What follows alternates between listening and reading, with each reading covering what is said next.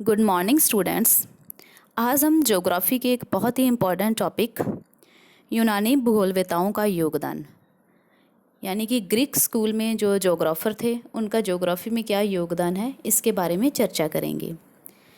अगर हम बात करें इस टॉपिक की तो ये बहुत ही इम्पॉर्टेंट टॉपिक है। अक्सर हम देखते हैं कि जो आरपीएससी का एग्ज़ाम हो गया या फिर यूजीसी की नेट का एग्ज़ाम हो गया तो उसमें इस टॉपिक से क्वेश्चन बहुत ज़्यादा आते हैं।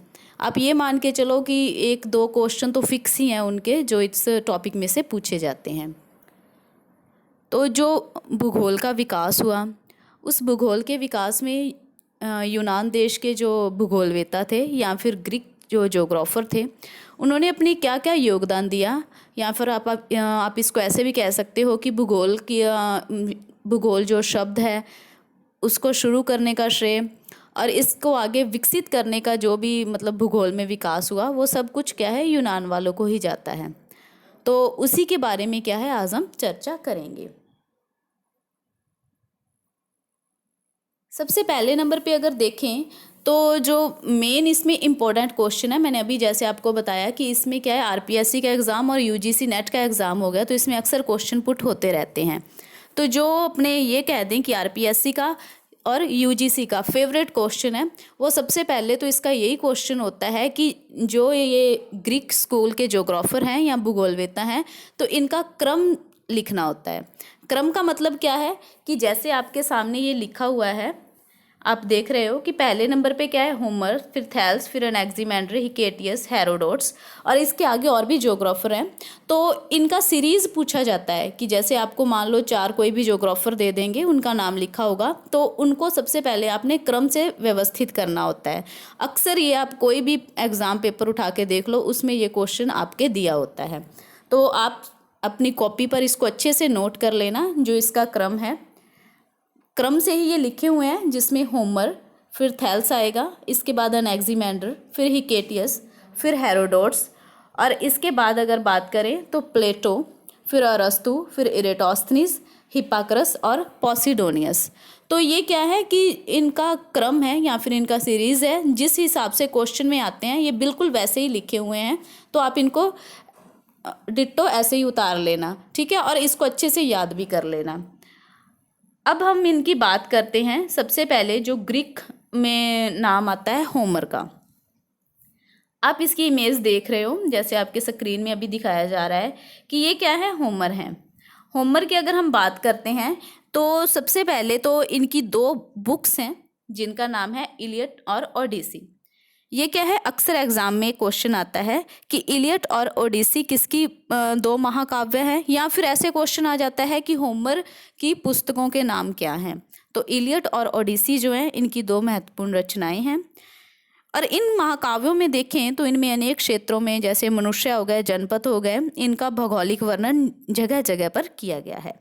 इसके अलावा अगर हम बात करते हैं होमर की तो जो होमर का योगदान है यह क्या है कि इनकी मान्यता थी कि जो पृथ्वी का आकार है वह क्या है गोल है और चारों ओर से यह सागर सरिता यानी कि ओशन रिवर से घिरी हुई है और जो आकाश है वह क्या है लंबे लंबे खंभों पर टिका हुआ है।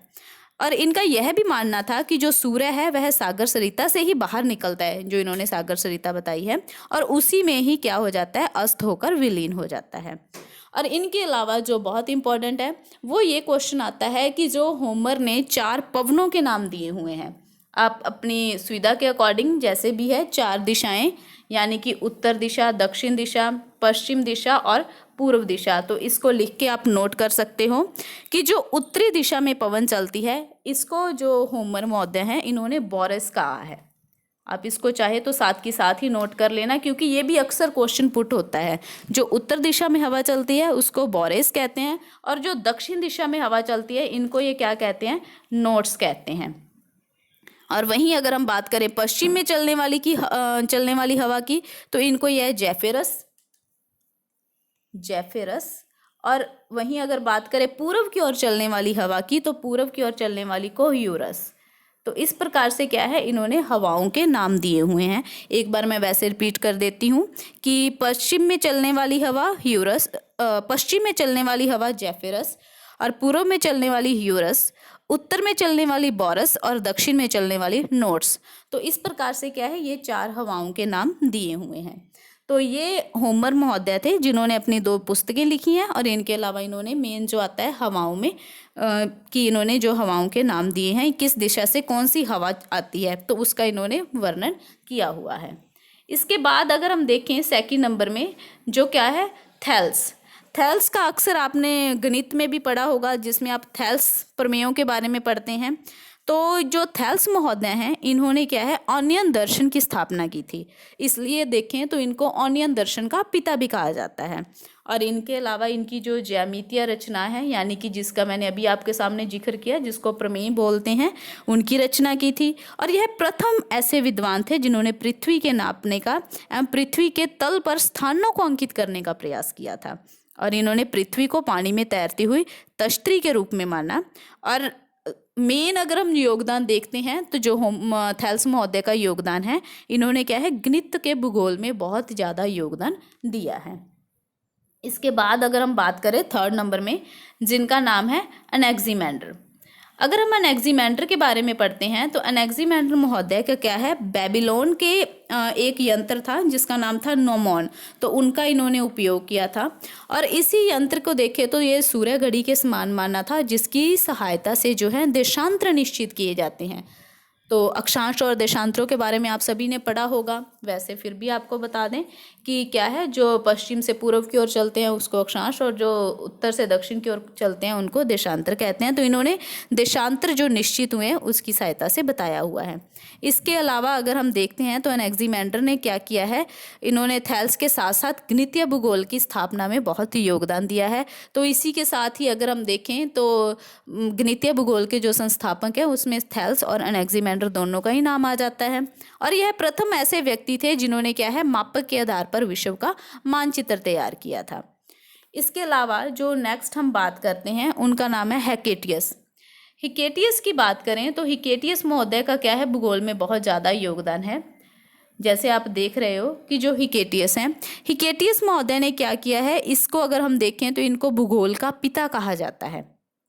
ठीक है, इस चीज़ को ध्यान में रखना कि हिकेटियस को भूगोल का पिता कहा जाता है। और इसी के साथ ही इनकी एक बुक है जिसका नाम है जस्ट पेरियोडिस, यानी कि पृथ्वी का वर्णन, जो अक्सर हम देखते हैं एग्जाम में पुट होती है। तो ये आप इन चीज़ों को ध्यान में रख लेना, चाहे तो आप साथ के साथ इसको नोट भी कर लेना कि जो भूगोल का पिता है वो किन्हें कहा जाता है, हिकेटियस को कहा जाता है। इसके बाद हम बात करते हैं जो नेक्स्ट भूगोलवेत्ता है वो कौन है, हेरोडोट्स। हेरोडोट्स, जैसे कि भूगोल के पिता के बारे में हमने अभी बात की है, उसी तरह से क्या है, ये जो हेरोडोट्स हैं इनको इतिहास का पिता कहा जाता है, यानी कि फादर ऑफ हिस्ट्री, इतिहास का पिता इनको कहा जाता है। और इन्होंने ऐतिहासिक भूगोल के विकास में योगदान दिया है। इसके अलावा अगर हम देखें तो इनका ज्योग्राफी में बहुत ज़्यादा योगदान है, जैसे कि नील नदी में बाढ़ के मैदानों में जमा हुई जो काली मिट्टी है, तो उनमें नदी के निक्षेपण से जो डेल्टाओं का वर्णन है वो भी इन्होंने किया था। इसके अलावा जो एक इनकी बहुत फेमस कोटेशन है जो अक्सर एग्जाम में पुट होती है कि समस्त इतिहास का भौगोलिक दृष्टि से अध्ययन किया जाना चाहिए और समस्त भूगोल का ऐतिहासिक दृष्टि से व्यवहार में लाया जाना चाहिए। तो ये इनकी एक फेमस कोटेशन है, यानी कि इतिहास को भूगोल की दृष्टि से देखना और भूगोल को इतिहास की दृष्टि से देखना। तो ये क्या है, अक्सर एग्जाम में क्वेश्चन पुट होता है, तो आप इसको ध्यान में रखना कि ये किसकी कोटेशन है, हेरोडोट्स की कोटेशन है। और यह प्रथम ऐसे विद्वान थे जिन्होंने विश्व मानचित्र पर याम्योत्तर यानी कि मेरिडियन खींचने का प्रयास किया था। और यह ऐसे भी प्रथम भूगोलवेत्ता थे जिन्होंने क्या है, कैस्पियन सागर को आंतरिक सागर माना था, कि यानी कि जो कैस्पियन सागर है वो क्या है, एक आंतरिक सागर है। इसके बाद बात करते हैं जो नया नाम आता है वो कौन सा आता है, प्लेटो का। प्लेटो महोदय की अगर हम बात करें तो प्लेटो को अक्सर आप लोगों ने पॉलिटिकल में भी पढ़ा होगा, पॉलिटिकल में बहुत योगदान है, वैसे ही अपनी ज्योग्राफी में भी इनका बहुत योगदान है। तो इन्होंने जो पृथ्वी है इसको चपटी नहीं माना, बल्कि इन्होंने पृथ्वी को एक गोलाकार या फिर वलयाकार के रूप में माना। और जो इनका मेन एक सिद्धांत है जिसको कि भूकेंद्रीय सिद्धांत, तो इस पर इन्होंने अपना जो मेन फोकस रखा था, तो भूकेंद्रीय सिद्धांत पर इन्होंने जोर दिया था। इसके बाद नेक्स्ट बात करते हैं, प्लेटो के बाद नेक्स्ट आते हैं अरस्तु। तो अरस्तु महोदय की बात करें तो अरस्तु महोदय ने क्या है, ब्रह्मांड वर्णन ठीक है, ये इनकी एक रचना है, ब्रह्मांड वर्णन। और इनके अलावा जलवायु विज्ञान, जिसको कि मेटेरोलॉजिया कहा जाता है, इनकी रचना की थी। और इसके साथ ही अगर हम देखते हैं अरस्तु का, तो ये नियतिवाद के बहुत बड़े समर्थक थे। नियतिवाद आप लोगों ने पढ़ा होगा, तो नियतिवाद में इनका बहुत बड़ा योगदान था। इसके बाद अगर हम बात करें इरेटोस्थनीज की, तो आप इरेटोस्थनीज को देख रहे हैं। जैसे कि मैंने आपको बताया था कि जो भूगोल के पिता है वह तो हिकेटियस है, और उसी प्रकार अगर हम देख लें कि जो भूगोल को बहुत ज़्यादा विकसित करने का श्रेय और भूगोल शब्द देने का जो श्रेय है वो किसको जाता है, इरेटोस्थनीज को जाता है। तो इरेटोस्थनीज जो थे, इन्होंने अगर हम देखें तो इन्होंने जो पृथ्वी थी उसको 5 कटिबंधों में विभाजित किया था। ये चीज़ ध्यान में रखना। इससे पहले अगर हम बात करें, जो पृथ्वी थी उसको यानी कि जो अपने महाद्वीप थे, 3 महाद्वीपों में पूरी पृथ्वी को बांटा था, वो थे हेरोडोट्स। तो इसी के अलावा अगर हम बात करते हैं तो जो इरेटोस्थनीज हैं, इरेटोस्थनीज महोदय की बात करते हैं, तो इरेटोस्थनीज ने क्या किया है, अपना बहुत बड़ा योगदान दिया है। तो इन्होंने क्या किया है, 5 कटिबंधों में पृथ्वी को बांटा है। जो 5 कटिबंध हैं, तो इसमें एक है उष्ण कटिबंध, 2 शीतोष्ण कटिबंध और 2 शीत कटिबंध। और इसी के साथ ही अगर हम देखें तो जो ये ऐसे प्रथम विद्वान हैं जिन्होंने देशी जो यंत्र था नमोन, उसकी सहायता से विषुवत रेखा की सही लंबाई बताई है। आप देख सकते हो कि जैसे क्या है कि इनका कंट्रीब्यूशन में आप विद मैप इसमें दिखाया हुआ है कि जो पृथ्वी की परिधि को मापने के लिए इन्होंने साइने और अलेक्जेंड्रिया में प्रक्षेपण किया था, और फिर इन दोनों के बीच की जो दूरी थी जिसको क्या है 5000 स्टेडिया यानी कि 500 मील माना। और जबकि हम वास्तविक दूरी देखते हैं तो वो 4530 स्टेडिया यानी कि 453 मील है। तो इस प्रकार अगर हम देखें तो इन्होंने पृथ्वी की आकृति को पूर्णतः गोलाकार माना था। तो ये क्या है, ये इन्होंने एक मतलब अपना जो अपने यह कह सकते हैं कि इन्होंने अपना एक प्रक्षेपण किया था, तो उसमें क्या है विद मैप इसमें दिखाया गया है। इसके बाद अगर हम देखें जो नेक्स्ट भूगोलवेत्ता आते हैं उनका नाम है हिप्पाक्रस। हिप्पाक्रस ऐसे थे जिन्होंने अक्षांश और देशांतरों के आधार पर विश्व को क्या है 11 जलवायु पेटियों में विभाजित किया था, यानी कि अक्षांश की पेटियों में बांटा था। ठीक है, 11 जलवायु। अब आप एक चीज़ को ध्यान रखना कि अगर आपसे पूछ ले 5 कटिबंधों में बांटने वाले कौन है, तो वो आ जाएगा इरेटोस्थनीज। और वहीं अगर पूछ ले कि 11 जलवायु कटिबंधों में, या फिर आप ऐसे कह दो कि विश्व को 11 जलवायु प्रदेशों में विभाजित करने वाले कौन थे, तो वो कौन थे, हिप्पाक्रस थे। और इन्हीं के अलावा अगर हम देखें तो इन्होंने क्या किया है, यह ऐसे प्रथम विद्वान थे जिन्होंने असीरियन गणित के आधार पर क्या है वृत्त को 360 डिग्री में विभाजित किया था। यानी कि 360 डिग्री में जो विभाजित करने का श्रेय है वो भी क्या है, इनको ही जाता है, हिप्पाक्रस को। और इसके अलावा अगर हम देखते हैं, इन्होंने विषुवत रेखा पर देशांतर रेखाओं को वृहद वृत्त माना है, और अक्षांश देशांतर निश्चित करने के लिए इन्होंने एस्ट्रोलेब नामक एक यंत्र है उसका आविष्कार किया था, एस्ट्रोलेब। तो ये भी बहुत बार क्वेश्चन पुट हुआ है कि एस्ट्रोलेब जो यंत्र है उसका आविष्कार किसने किया था। और इसके अलावा क्या है कि ये भी क्वेश्चन बहुत बार आया है कि जो वृत्त को 360 डिग्री में विभाजित करने का जो श्रेय है वो भी किनको दिया जाता है। तो इस आधार पर क्या है, ये इनके क्वेश्चन अक्सर पुट होते हैं। तो जो अपने पहले नोमोन यंत्र पढ़ा था, अगर उसके साथ इसका देखें तो नोमोन की तुलना में यह बहुत ज़्यादा क्या है, एस्ट्रोलेब जो है उपयोगी माना जाता है। और जो आप लोगों ने 3D आप पढ़ते हो, 3 डायमेंशनल जो डायग्राम होते हैं, तो इन्होंने क्या किया था, त्रिविमीय मंडल यानी कि 3 डायमेंशनल को द्विविमीय मंडल में परिवर्तित किया था, और 2 प्रकार के प्रक्षेपों को बनाने की योजना प्रस्तुत की थी। इसके बाद जो हमारे अंतिम भूगोलवेत्ता हैं जिसको हम पॉसिडोनियस, ठीक है, नाम इनको ध्यान में रखना, जो अंतिम है उनका नाम है पॉसिडोनियस।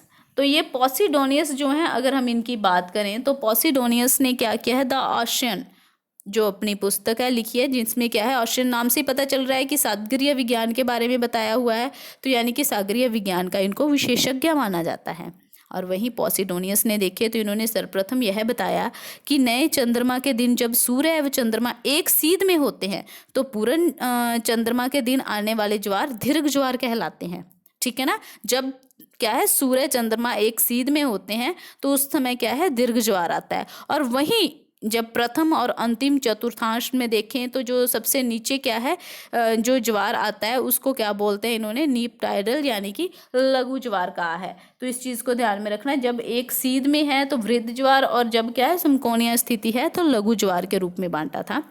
और भूगोल में, भौतिक भूगोल में इन्होंने योगदान दिया है, तो इसलिए इनको भौतिक भूगोल का पिता भी कहा जाता है। ठीक है, अब आप ये चीज़ चाहे तो अभी एक बार मैं रिपीट कर रही हूँ, तो आप इसको एक बार नोट कर लेना कि भूगोल शब्द का अगर पूछ ले जनक कौन है तो वो इरेटोस्थनीज आ जाएगा, और वहीं भूगोल का पिता पूछ लें आपसे कौन है तो वो हिकेटियस आ जाएगा।